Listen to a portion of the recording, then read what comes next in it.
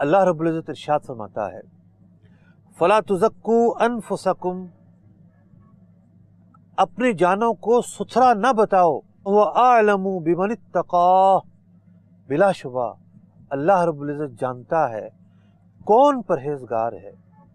اس آیت مبارکہ کی تفسیر یہ بیان کی گئی کہ جب تم کوئی اچھا عمل کرو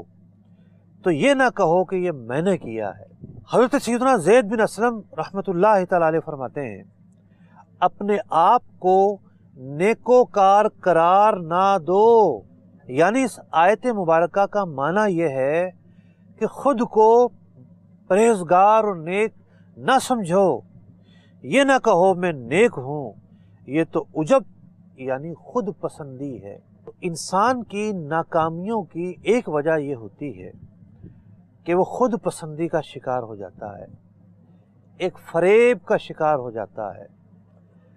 اپنی صلاحیتوں کا ادراک نہیں کر پاتا۔ ایک شخص ہے، مثال کے طور پر اس کی ہینڈ رائٹنگ اچھی نہیں ہے، اگر وہ اس کو ریئلائز کر لے اچھی نہیں ہے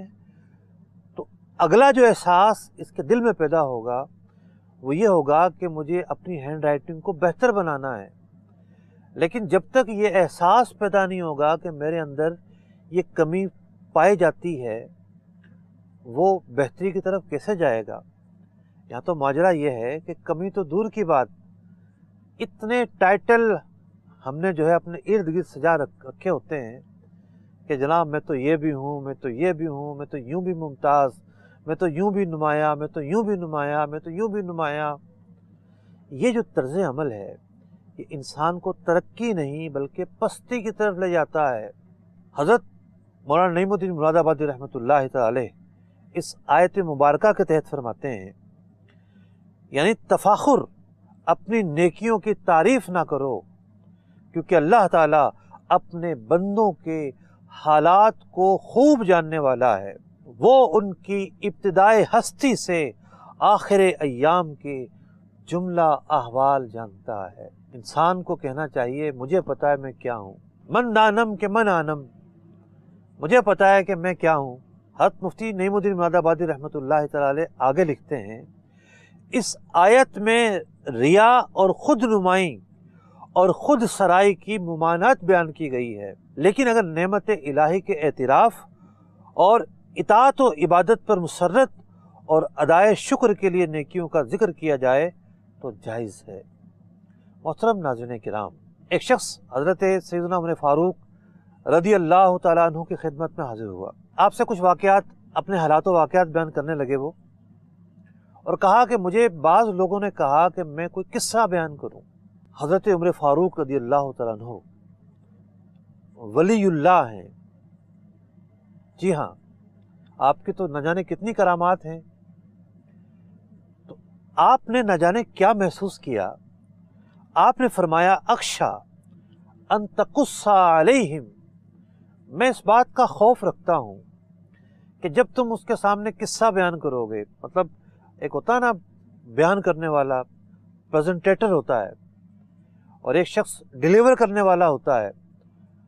تو اس کے دل میں بھی خیالات آتے ہیں، دیکھو آج میں نے کتنا اچھا بیان کر دیا ہے۔ پھر اگلا خیال آتا ہے کہ واہ واہ واہ واہ، جو میں بیان کر رہا ہوں وہ تو کوئی بھی بیان نہیں کر سکتا۔